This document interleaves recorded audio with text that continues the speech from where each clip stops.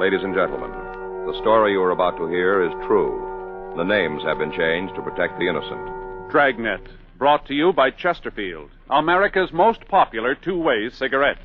Chesterfield King Size at the new low price, and Chesterfield Regular.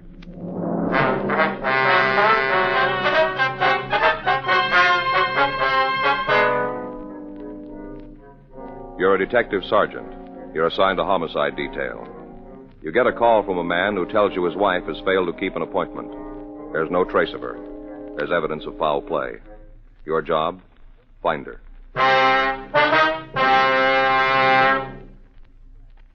This is the best. Chesterfield. And the time to change today. In choosing your cigarette, be sure to remember this. You will like Chesterfield best because only Chesterfield has the right combination of the world's best tobaccos. Tobaccos that are highest in quality, low in nicotine. Best for you. All of us smoke for relaxation, for comfort, for satisfaction.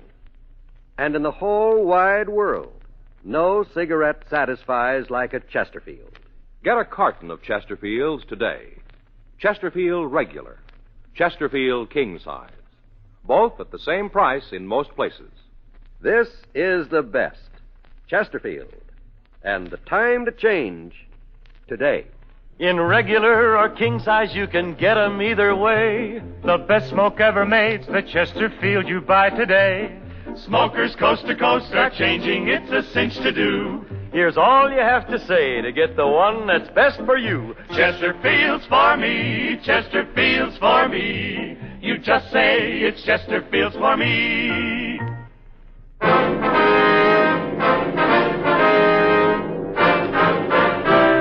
Dragnet, the documented drama of an actual crime. For the next 30 minutes, in cooperation with the Los Angeles Police Department, you will travel step by step on the side of the law through an actual case transcribed from official police files. From beginning to end, from crime to punishment, Dragnet is the story of your police force in action.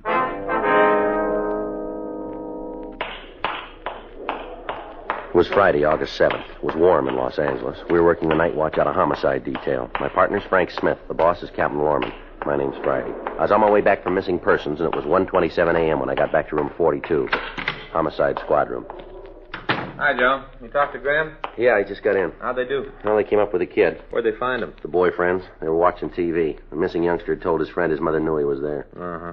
Everything's all right then, huh? Yeah, I guess so. Graham said the kid's going to have to eat standing up for a few days. You know, it's a funny thing about parents. What do you mean? A thing like this happens and all they care about is getting their kids back. Mm-hmm. After a while, they begin to think about it and get sore. Doesn't make a lot of sense.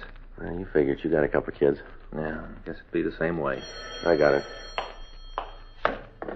Homicide Friday. Yes, sir, that's right. Well, where were you supposed to meet her? Well, have you checked there? Let's see.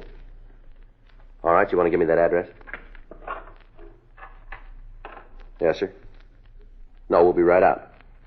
Right. Goodbye, sir. Oh, we got one we better check here. Yeah? Bartender out on Normandy. Says his wife was supposed to meet him a half hour ago, and she hasn't shown up. He called his house? Yeah, she's not there either. Says she's never been late before. Yeah, it's always the first time. Well, he doesn't think so. Huh? He thinks she's been kidnapped.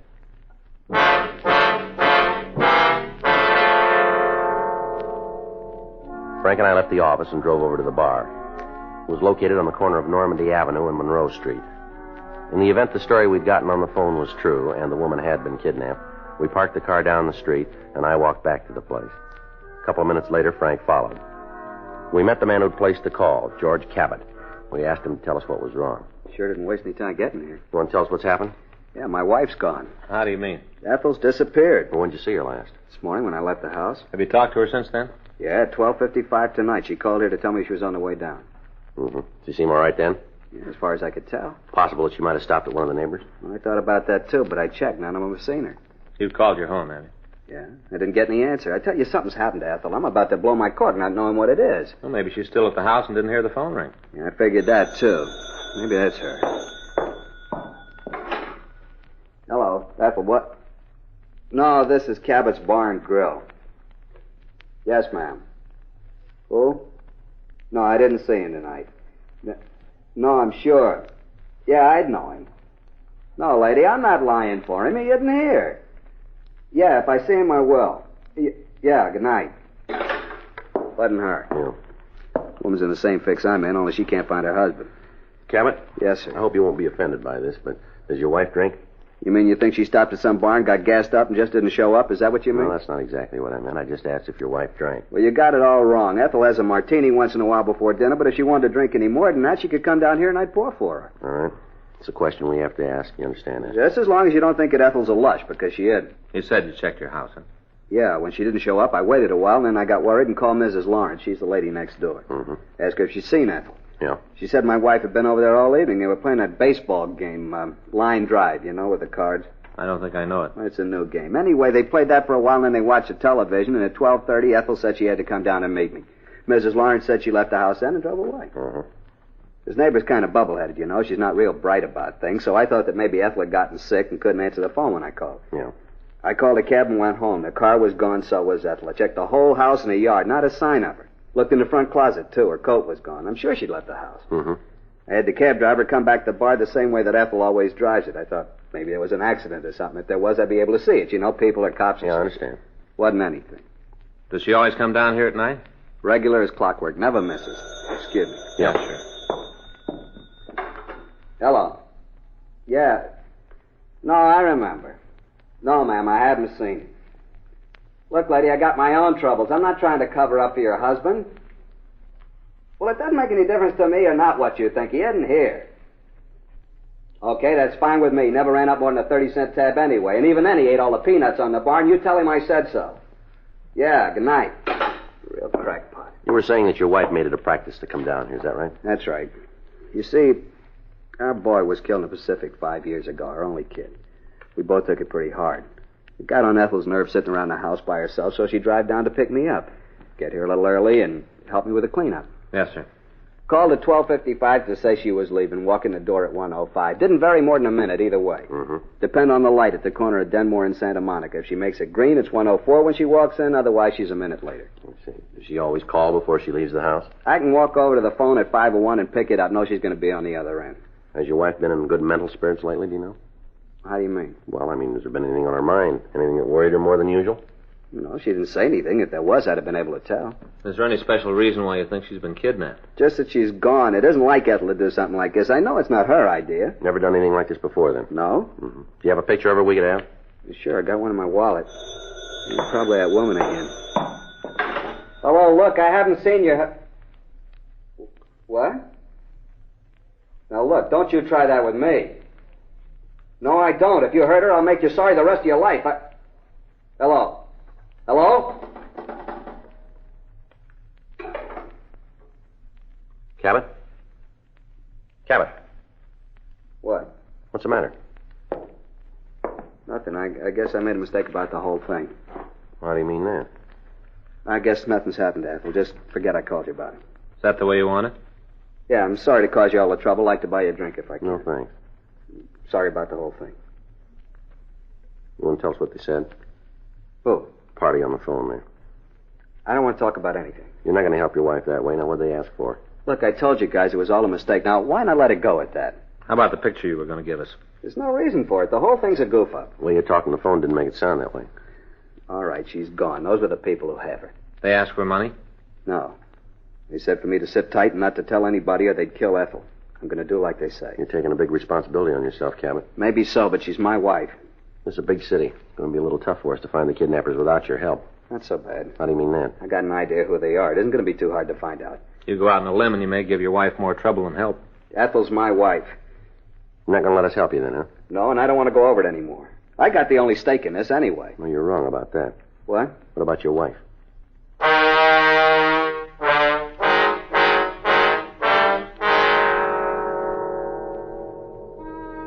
Because of his attitude, it was useless to question George Cabot any further.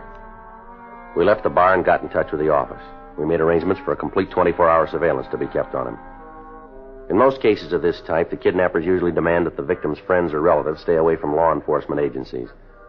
They do this to stall for time. Statistics prove that in the vast majority of cases, the victim's fate was decided long before the kidnapping occurred.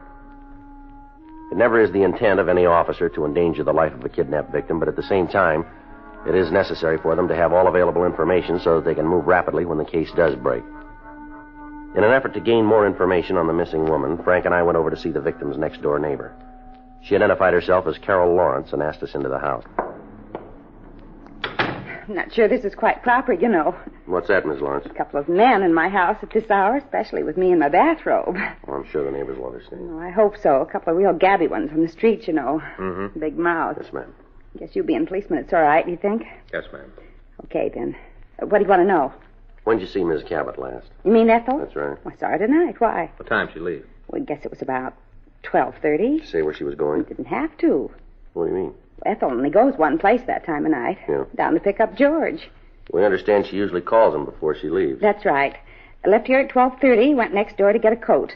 A couple of minutes later, I heard her drive off. What can you tell us about her? Nice woman. Real nice. Yes, ma'am. We're great chums, you know. Belong to the same club and see a lot of each other. Mm-hmm. You see, my husband's gone, and Ethel's man works every night, so she's alone a lot of the time, too. I understand. Ever since their boy was killed, she's been kind of empty. How was that? Their boy was killed. And Yes, she's ma'am. been kind of empty ever since. I see. Then, too, George don't help much. What do you mean, Miss Lawrence? Oh, maybe I shouldn't have said anything. Well, it's all right, ma'am. Oh, I sure don't want to get nobody in trouble. Well, you won't. You won't nose it around that I told you anything. No, ma'am. How about you? No, ma'am. One thing I can't go is a person who carries tales. Just can't go. And don't want anybody to say that about me. Well, yes, ma'am. What is it you're going to say? I guess it'll be all right. You're so honest looking. Thank you. He is, too.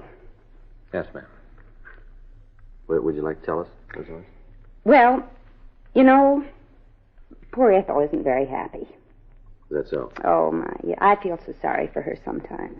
What about? Well, it's that husband of hers. Mr. Cabot? Yeah, oh, he's a good provider and all, but I always say there's more to life than just that. Yes, ma'am. Nice home, good car, paid bills and all, but George isn't the fella he makes out, you know. That so? Why do you think Ethel goes down to that bar to pick him up every night? Well, we don't know. Why don't you tell us? You're a man. You should be able to figure it out.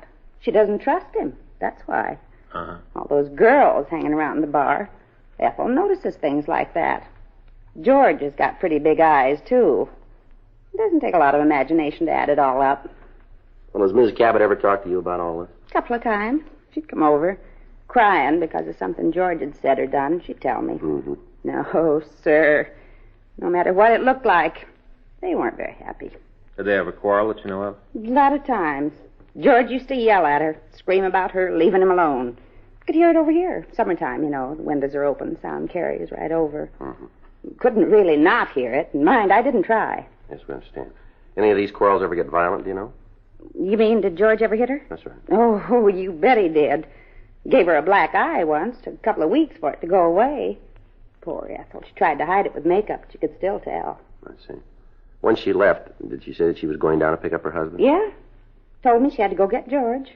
Made her a little mad tonight. Why is that? Missed the last part of the movie on TV. I see. Ethel had to leave before we found out who the swindler was. Uh-huh. Can you tell us what kind of a car the Cabots drive? Pontiac. Coupe or sedan? Sedan, light blue. What year? This one. Brand new. Mm-hmm. Do you happen to know the license number? No. Couldn't give that to you. Didn't pay a lot of attention. Do you know if they do business with one service station? No, I can't tell you that. Can you give us a description of Mrs. Cabot? Sure. I'll give you a picture if you want one. We'd appreciate it. It's no trouble at all. All right. I've got a scrapbook here. Some shots of Ethel. Mm-hmm. Ah, here's that pencil sharpener I was looking for. It's here now. I know it's here. Is that it there, the book? No. That's my high school annual. Now, wait just a minute. Well, it is here. I know it is here. Oh, here it is. Mm-hmm. I took all these myself. Yes, ma'am. They're very nice. Oh, that's my husband. I took that at Coronado Island one spring. Mm-hmm. Oh, here's one you can take. This one here in the chef's hat, that's Ethel. We were having a barbecue and she was the cook. It's a little fuzzy, but it gives you an idea what she looks like, you see. Mm-hmm. Well, her hair's cut short now. Had it cut last month. Kind of bob-like. Well, you can take it. Thank you very much, ma'am. You know, I just thought of it. You haven't told me what this is all about. Something happened to Ethel and George? Well, we're not sure yet. We're just checking out a complaint. Oh, Well, as long as you're all right. Yes, ma'am. Well, I think that about covers it. Should like to thank you for your cooperation. No, I'm happy to help. Good night, Miss Lawrence. Good night, Mr. Smith. There's one more thing. Will you be home tomorrow if we have to get in touch with you? All day. If I don't answer right away, let the phone ring for a while. I got some work to do in the garden. All right, ma'am. Thank you very much. Well, I hope I helped you out. Good night. Good night. Good night.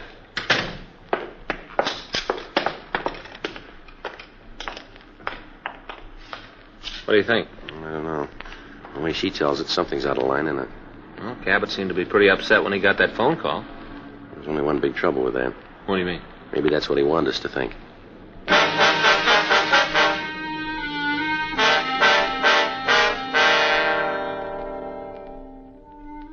2:45 a.m. Frank and I got back to the office. We ran the names George and Ethel Cabot through R&I, but we found no record on them. We sent a teletype to DMV up in Sacramento asking for all available information on a car registered to George Cabot or his wife or both.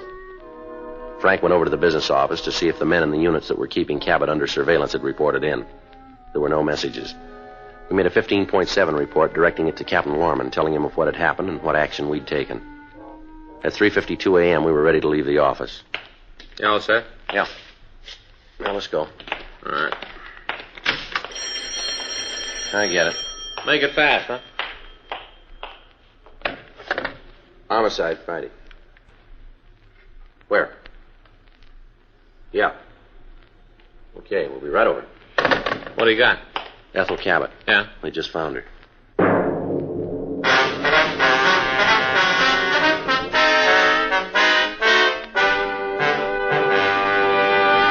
You are listening to Dragnet, the authentic story of your police force in action.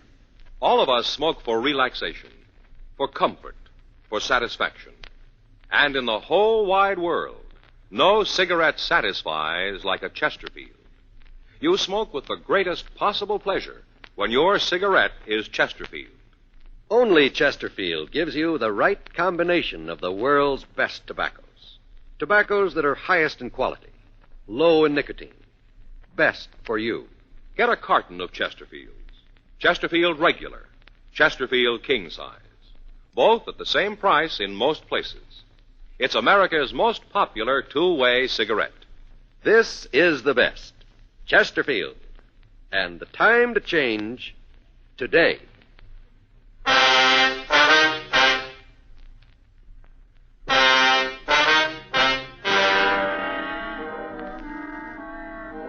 Frank and I left the office and immediately drove over to Georgia Street Receiving Hospital. When we got there, we talked to Dr. Sebastian, and he gave us the whole story. The woman had been found lying by the roadside. She was picked up by a motorist. He'd taken her directly to the hospital. Sebastian went on to tell us that from her appearance, Ethel Cabot had been severely beaten and then rolled or dragged in hot tar. Her clothes were covered with it. Her hair was matted. The doctor said that the woman's head had been shaved and that most of the tar had been removed. A tentative identification had been made through a letter found on her person when she'd been brought in. An attempt was made to call her husband, but there was no answer at either the bar or at their home. Frank and I waited until the woman had been treated. Then we went in to talk to her. She was in a state of severe shock, and she was incoherent. Don't hit me anymore. Please don't hit me anymore. Out of her head. Yeah. I didn't do anything. Don't hit me. Miss Cabot. Miss Cabot. Please let me go. Please. You're all right now. There's nothing to be afraid of here. You're lying. You're in a hospital, Miss Cabot. You're all right. Don't let him get me anymore. Don't let him touch me. Nobody's going to hurt you, Miss Cabot. Where's George? We're trying to reach him, ma'am. I don't want to see him. Not ever. All his fault. George caused this? They told me. Well, who said that? Both of them. They said they were doing it for George. There were two people? Yes. They kept hitting me. They poured the tar over me. Wasn't anything I could do. Nothing. Did you know these men? They kept hitting me. George, tell him to stop. Not anymore, please. Not anymore. Miss Cabot, do you know who the two men were? No, I don't know them. They didn't have any reason to do it. Except for George. That's what they told me. I didn't know they were going to hit me like that. Did you hear a name? No, I don't know them. Did either one of them call a name of any kind? Please make him stop. Don't let him pour any more tar on me. Miss Cabot. Burns. I can't stand anymore. Miss Cabot, can you tell us what the men looked like? George, tell him to stop. Tell him. Miss Cabot. No, we're not going to get much more out of her, Joe. No. Better get a policewoman up here to stand by. Yeah. George, make him stop.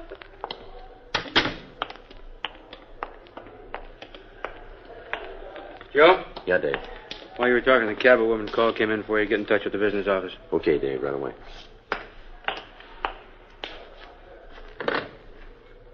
They probably got a line on Cabot, huh? Yeah.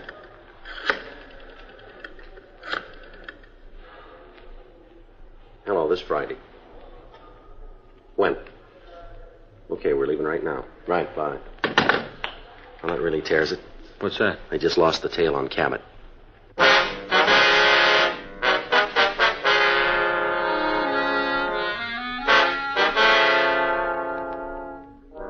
Frank and I went back to the office. We got in touch with a unit who'd been assigned to keep Cabot under surveillance.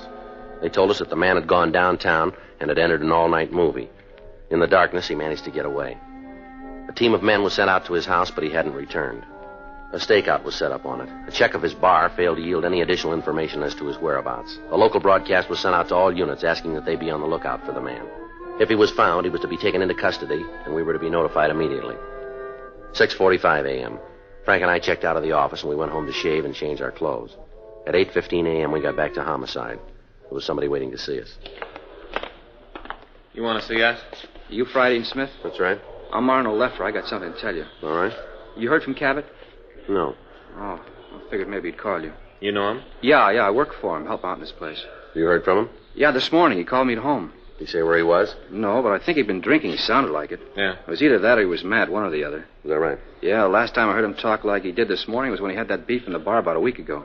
What was that all about? Oh, a couple of guys thought they were pretty rough, tried to prove it to George.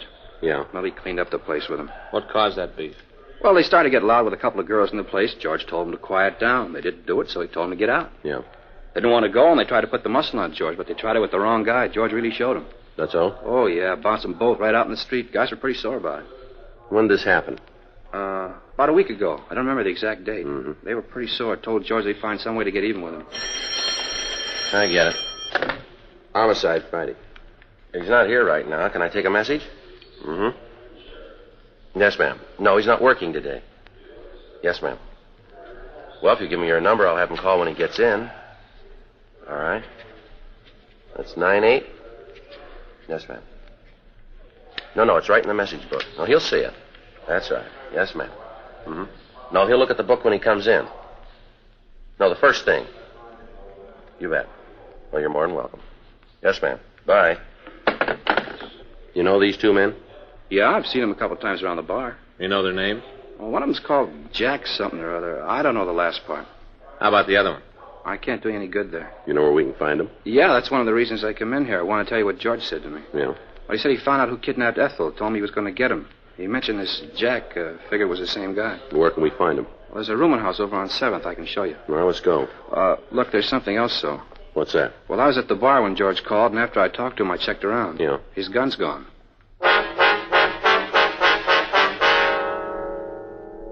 Frank and I left the office and drove over to 7th Street. The bar boy pointed out the rooming house where he said we could find Jack and his friend. We checked with the manager and found that two men answering the description we'd gotten shared a room on the 3rd floor. We left Arnold Leffer in the car and we went up to the room. Should be the last one. Yeah. Wonder if Cabot's gotten here yet. He has. Come on. Let's kick it in. All right. All right, Cabot, let him go. Are we going to Let him kill go. her? Get him away. All right, come on. Please don't stop me. He's crazy. This guy's crazy. Come on, Cabot, take it easy now. Come on. Come on over here. Get over there. Oh, you should keep him away from me. Go on, move. No. What do you think you're going to prove doing a thing like this, Cabot? A couple of minutes more, I wouldn't have cared. We found your wife. She's going to be all right. Yeah, I know. You didn't help yourself much doing a thing like this. He's crazy. You shut up. All right, now, come on. Calm down, both of you, and stand still. All right. How about this one? Name's Rico Martin. Him and Jack took my wife. They admit it? Yeah, they said they did it to get even with me for the fight. Well, we didn't hurt her. We just scared her a little bit, that's all. They're right. Well, what difference does it make? We're going to beat it anyway. You are, huh? Sure. All we've got to do is come up with the right plea.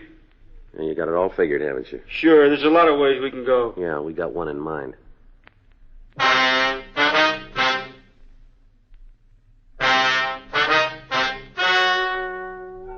The story you have just heard is true. The names were changed to protect the innocent. On December 14th, trial was held in Department 98, Superior Court of the State of California, in and for the County of Los Angeles. In a moment, the results of that trial. Now, here is our star, Jack Webb. Thank you, George Fenneman. Believe me, there's no substitute for quality. That's why I'm so sold on Chesterfields. The Chesterfield you smoke today is the best cigarette ever made. Regular or king size, Chesterfields really are the quality twins. I hope you'll try them, not because I like them, but because you will. They satisfy millions.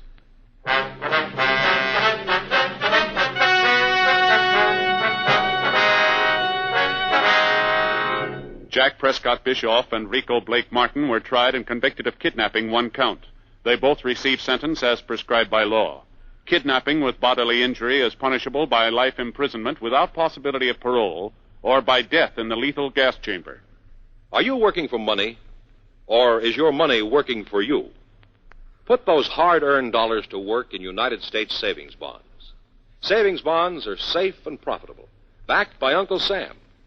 Buy savings bonds through payroll savings plans where you work. Your employer holds back a few dollars from your paycheck each week. When enough has accumulated for a bond, he buys it for you. It's the painless, systematic way to put your dollars to work. $75 becomes $100 when the bonds mature. Now's the time to look to the future. Don't put it off. Join payroll savings today.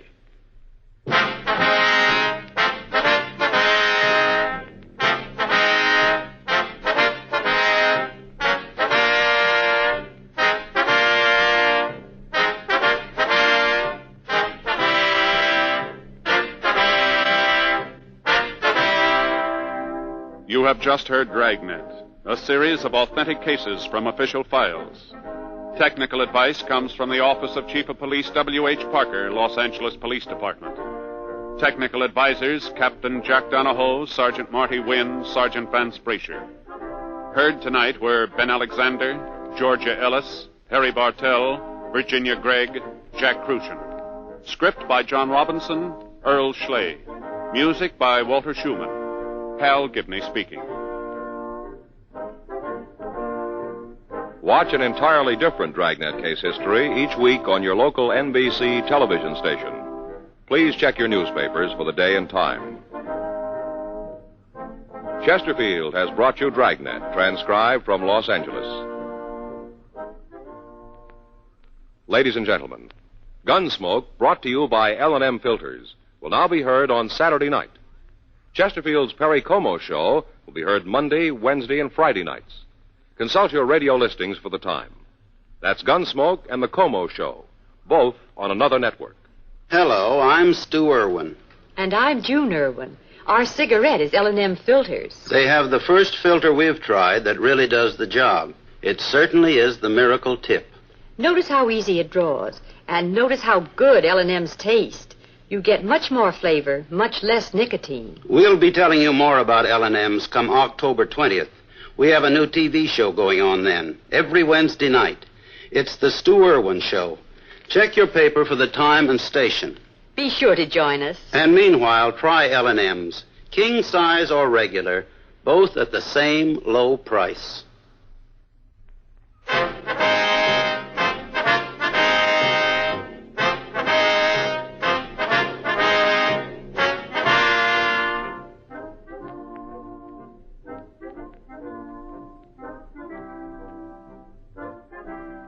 Lux Radio Theater presents Great Expectations tonight on the NBC Radio Network.